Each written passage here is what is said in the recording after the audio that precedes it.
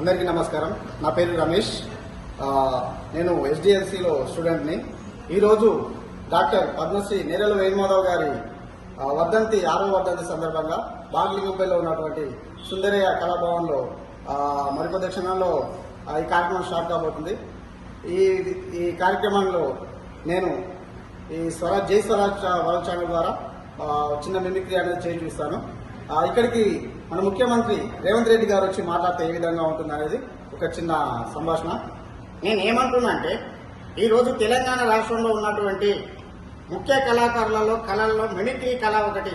ఈ కళను ప్రపంచ దేశాలన్నింటిలో కూడా ఎన్నో విధాలకు పరిచయం చేసి ఎన్నో బహుమతులు అందుకున్నటువంటి శ్రీ పద్మశ్రీ డాక్టర్ నేరెల వేణుమాధవ్ గారి 6వ వర్ధంతి సందర్భంగా నేను ఇక్కడికి రావడం చాలా అంటే చాలా సంతోషంగా ఉంది.